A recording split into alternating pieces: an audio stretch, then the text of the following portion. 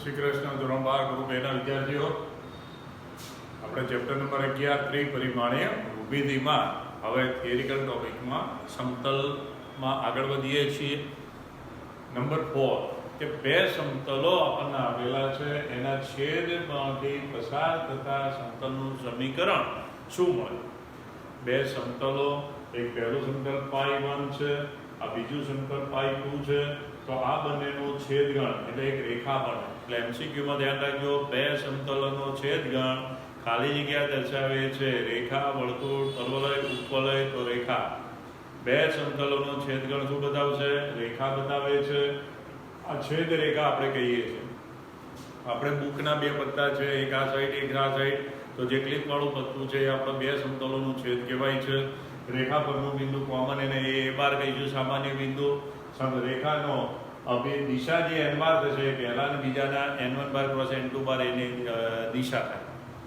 તો π1 સમતલ r bar dot n1 બાર બરાબર d1, π2 સમતલ r બાર ડોટ n2 બાર બરાબર d2. એટલે બે સમતલોનો છેદ એક રેખા દર્શાવે છે, જેમાંથી અસંખ્ય સમતલો દોરી શકાય. આ ત્રીજું સમતલ π3 દોર્યું, આમ પણ દોરી શકાય. આવા અસંખ્ય સમતલો આપણે દોરી શકીએ છીએ. તો એનું સદિશ સમીકરણ શું થાય? તો ધારો કે π1 બરાબર r બાર ડોટ n1 બાર બરાબર d1 અને π2 r બાર ડોટ n2 બાર બરાબર d2 આપેલા બે સમતલો છે. π1 અને π2 બે સમતલો છે. હવે જેની છેદ રેખામાંથી પસાર થતા સમતલનું સદિશ સમીકરણ π1 વત્તા લેમ્બડા π2 બરાબર 0, અથવા કિંમત મૂકો તો સાદુરૂપ આપી π1 ની કિંમત, π2 ની કિંમત મૂકે, કૌંસ ખોલી સાદુરૂપ આલીશું તો આવું બનશે r bar dot n1 by cap વત્તા લેમ્બડા n2 કેપ બરાબર d1 વત્તા લેમ્બડા d2, જ્યાં લેમ્બડા બિલોંગ્સ ટુ r મળે. આપણે યાદ રાખવાનું π1 વત્તા લેમ્બડા π2 બરાબર 0. મિત્રો, કાર્ટેશિયન સમીકરણ એટલે કે વ્યાપક સમીકરણ સમતલ પરથી કે π1 તમને a1x વત્તા b1y વત્તા c1z માઇનસ d1 બરાબર 0, π2 નામનું સમતલ a2x વત્તા b2y વત્તા c2z બરાબર માઇનસ d2 બરાબર 0 ની છેદ રેખામાંથી પસાર થતા સમતલનું સમીકરણ પહેલું સમતલ એટલે a1x વત્તા b1y વત્તા c1z માઇનસ d1 વત્તા લેમ્બડા ઇન્ટુ બીજું સમતલ a2x વત્તા b2y વત્તા c2z માઇનસ d2 બરાબર 0. ગુજરાતીમાં કહીએ તો પહેલું સમતલ વત્તા લેમ્બડા ઇન્ટુ બીજું સમતલ બરાબર 0 થાય. તો વિદ્યાર્થી મિત્રો, આપણે આટલું ધ્યાન રાખવાનું, બે સમતલોનો છેદગણ એક રેખા બતાવે છે, અને આ રેખાનું સમીકરણ આપણે જો લખવું હોય, સામાન્ય રેખા સમીકરણ, રેખાનું સમીકરણ r બાર માઇનસ રેખા પરનું સામાન્ય બિંદુ a બાર, r બાર બરાબર a બાર વત્તા આપણે આવું લખી શકીએ રેખાનું સમીકરણ, સામાન્ય રેખાનું સમીકરણ r બાર બરાબર સદિશ a બાર વત્તા k ઇન્ટુ અથવા લેમ્બડા, આપણે કહેતા હતા લેમ્બડા ઇન્ટુ દિશા તરીકે હું n બાર કહી દેતું, જ્યાં તમારો n બાર રેખાની દિશા અથવા સમાંતર સદિશ આપણે કહેતા હતા એ n1 બાર ક્રોસ n2 બાર દ્વારા મળે. તો મિત્રો, આ એમસીક્યુમાં કામ આવે કે બે સમતલોનો છેદ એક રેખા બતાવે છે. આવી રેખાનું સમીકરણ r બાર બરાબર a બાર વત્તા લેમ્બડા n બાર, જ્યાં n બાર એ રેખાને સમાંતર સદિશ અથવા આપણે દિશા પણ કહીએ છીએ. તો એ n બાર કેવો મળશે? તો પહેલા સમતલનો અભિલંબ ક્રોસ બીજા સમતલનો અભિલંબ.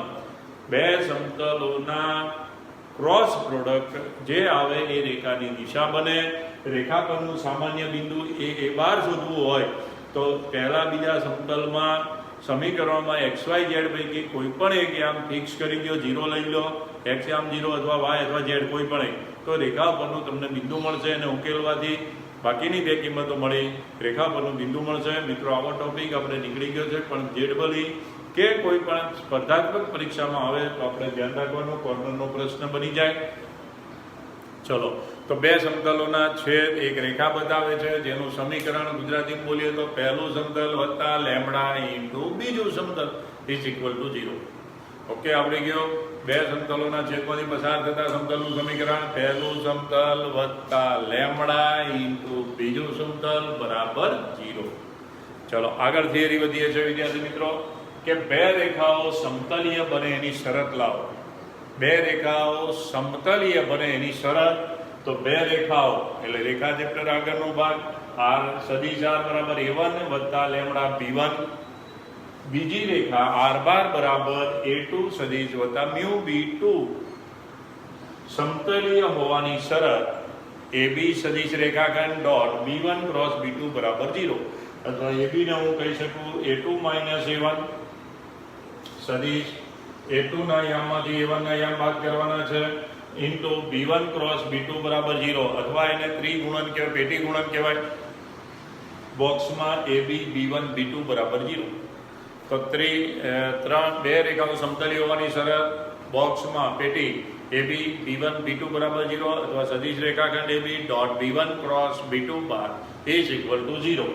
ચલો એમાં હું યામ મૂકી દઉં તો મને કાર્ટેશિયન સમીકરણ મળી જાય. બે રેખાઓ સમતલી હોવાનું કાર્ટેશિયન સમીકરણ તો a ના યામ a1 ના યામ x1 y1 z1 a2 જે છે x2 y2 z2 હોય તો a2 માઇનસ a1 ની પહેલી લાઈન નિશ્ચાયક x2 minus x1 y2 minus y1 z2 minus z1 b1 તરીકે સદિશ a1 b1 c1 a2 b2 c2 નિશ્ચાયક બરાબર 0 થાય.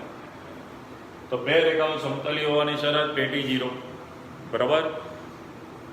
હવે વિદ્યાર્થી મિત્રો નંબર 6 સમતલો વચ્ચેનો ખૂણો. જેમ રેખા જેવો વચ્ચેનો ખૂણો કેન્સલ COVID-19ના કારણે હતો એમ અહીંયા પણ આપણને બે સમતલ વચ્ચેનો ખૂણો કેન્સલ કરેલો છે.